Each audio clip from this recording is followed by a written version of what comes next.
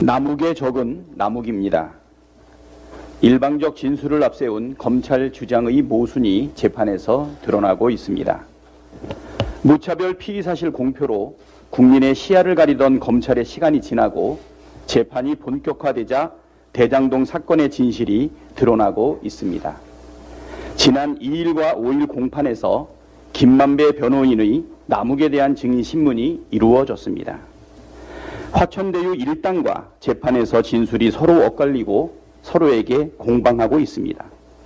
김만배 측 변호인 남욱의 전문 진술 신빙성에 대해서 집중 공세합니다. 남욱은 그렇게 들었다, 추측이다, 모른다로 일관하고 있습니다. 스스로의 신빙성을 훼손하고 있는 것입니다. 이 과정에서 지난해 남욱이 언론 인터뷰에서 밝힌 씨알도 안 먹힌다는 말이 사실로 밝혀졌습니다. 과거 남욱은 유동규가 제 입장을 반영해서 환지와 수용, 혼용 방식으로 대장동 사업을 추진하겠다고 약속했고 이재명이 재선되면 약속을 지킬 수 있다고 했다. 이재명이 재선되면 자기가 공사 사장으로 온다는 말을 했었다. 그래서 혼용으로 추진하기 위해 저희가 선거운동도 엄청 열심히 했다고 진술한 바 있습니다. 김만배 변호인은 2일 공판에서 이 진술을 되짚으며 남욱에게 14년 7월 17일 유동규가 공사에 복귀했지만 사장이 못 됐다.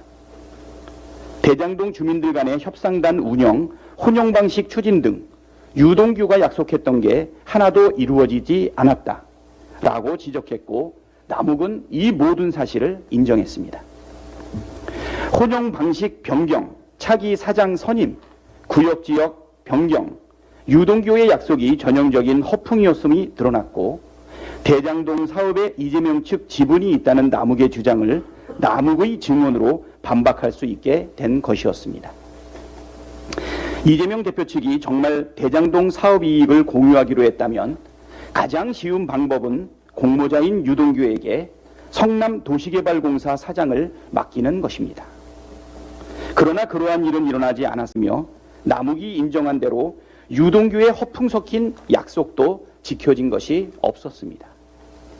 김만배 변호인은 같은 날 공판에서 유동규가 이재명을 컨트롤했다면 혼용 방식이 추진되었을 텐데 약속이 지켜진 것 없죠? 블록별 용도 변경 등의 권한이 없죠? 증인은 유동규가 어떤 역할을 하는지 확인한 바 없죠? 등의 질문을 이어갔고 남욱은 이를 모두 인정했습니다.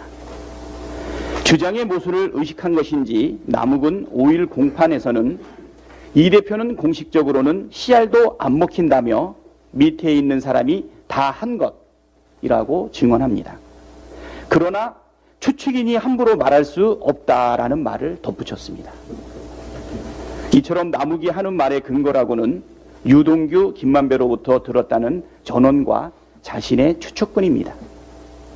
그마저도 김만배 측 일관되게 부인하고 있습니다. 한쪽에는 추측과 전언만 있고 한쪽에는 명백한 사실이 있습니다. 이재명 대표가 대장동 일당과 공모하여 수익을 착복할 목적이었다면 왜 힘들게 민간 100% 개발을 막았을까요?